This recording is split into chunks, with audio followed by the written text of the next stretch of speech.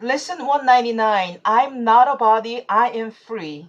Amazingly, this was the lesson Jesus taught on the crucifixion day. I'm not a body, I am free. This was the real message Jesus wanted to teach us through his crucifixion, that I'm not a body, I'm free. Freedom must be impossible as long as you perceive a body as yourself. This is kind of shocking. Freedom is impossible as long as you perceive a body as yourself. Okay, body is a tool. Body is the thing that we use. Is a thing that we use. It's not us. Okay, freedom must be impossible as long as you perceive a body as yourself. The body is a limit. Who would seek for freedom in a body? Looks for freedom where freedom cannot be found. So whoever would seek for freedom in a body looks for the freedom where it cannot be found.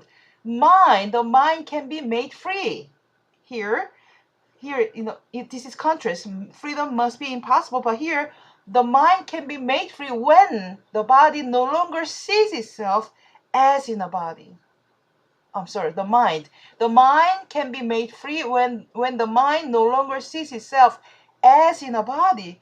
So we grew up whole life thinking that we are my body, our body is us, and that we have, thought and we have emotions.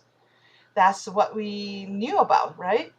But actually, the mind can be made free when the mind no longer sees itself as in a body. So mind is not in the body, firmly tied to the body and sheltered by its presence. If this were the truth, the mind were vulnerable indeed. Yes, if what? The mind is part of the body. If the mind is part of the body, yes, the mind is vulnerable indeed. Always hurt, always get offended. That's what mind will be. If you think that, if you believe that the mind is part of the body, if this were the truth, but it's not truth, the mind were vulnerable indeed. The mind that serves the Holy Spirit is invulnerable. The mind that serves the Holy Spirit is unlimited forever, in all ways, beyond the laws of time and space, unbound by any preconceptions, and with the strength and power to do whatever it is asked. Attack thoughts cannot enter such a mind because it has been given to the source of love. So when the mind is given to the source of love, attack thoughts cannot enter such a mind. And fear can never enter in a mind that has attached itself to love.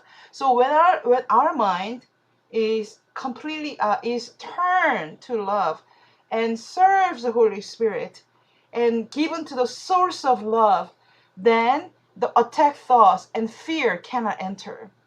And such a mind, the mind that is being given to the source of love, the mind that serves the Holy Spirit, the mind that is attached to love, such a mind rests in God. Who can be afraid? Who lives in innocence and only loves? Who can be afraid if you are living in innocence and only loves? It is essential for your progress in this course that you accept today's idea and hold it very dear. Be not concerned that to the ego, this thought, I'm not a body, I'm free, right? This thought is actually quite insane. Don't be concerned that to the ego, this thought is quite insane. The ego holds the body dear because the ego dwells in the body and lives united with the home that ego has made. Okay, the ego holds the body very dear because the ego dwells in the body and it lives united with the body, with the home that ego has made. The body is a part of the illusion that has sheltered the ego from being found illusory itself. So it is a part of the illusion that has sheltered it from being found illusory itself. Here does it hide. Here in the body, ego hides. Here in the body, ego will be seen as it is, even though ego hides in the body, but also at the same time, here in this body, ego will be seen as what it is. So we have a lot of hope in here. Declare your innocence and you are free. The body disappears because you have no need of it except the need the Holy Spirit sees. For this, the body will appear as useful form for what the mind must do. So when our mind serves the Holy Spirit, the body disappears except the need the Holy Spirit sees. So body appear as useful form for what the mind must do, and thus becomes a vehicle. Body becomes a vehicle which helps forgiveness to be extended to the all-inclusive goal. Our eyes, our hands, our mouth, our face, our body, whole thing will be used for the forgiveness to be extended to the all-inclusive goal that it must reach according to God's plan.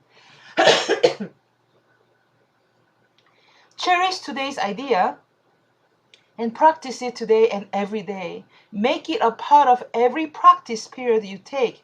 There is no thought that will not gain thereby in power to help the world.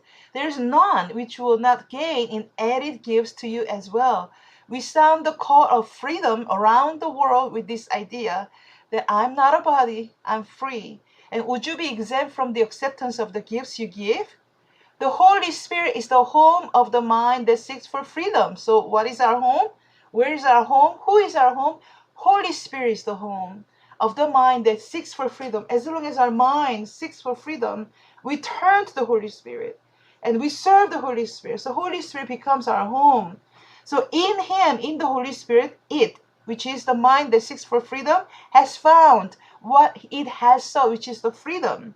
The body's purpose now is unambiguous, and body becomes perfect in the ability to serve an undivided goal in conflict-free and unequivocal response to mind but freedom of thought of freedom as its goal. So what kind of mind? This mind has the thought of freedom as its goal. The only goal for such a mind is the freedom. And the body serves its purpose well. So in conflict free. So ego is conflict. Holy Spirit is the peace. In conflict free, unequivocal response to mind with but the thought of freedom as its goal, the body serves its purpose well. Without the power to enslave, it is a worthy servant of the freedom. The body is a worthy servant of the freedom which the mind within the Holy Spirit seeks.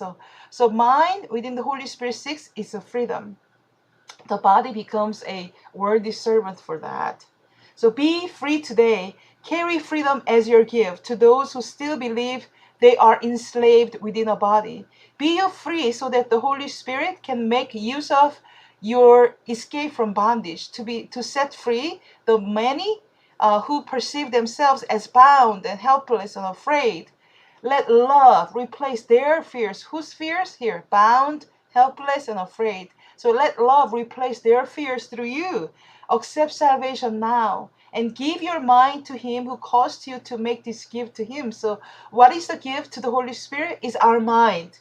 He desires us to give our mind to Him so that our mind becomes the home for the Holy Spirit and the Holy Spirit becomes the home for the mind.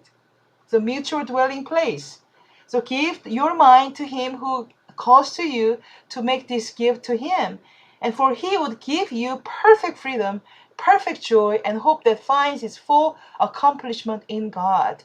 You are God's Son. In immortality, you live forever. Would you not return your mind to this? And then practice well the thought the Holy Spirit gives you for today, which is, I'm not a body, I'm free. Your brothers stand released with you in it. The word is blessed along with you. God's Son will weep no more. And heaven offers thanks for the increase of joy your practice brings even to it.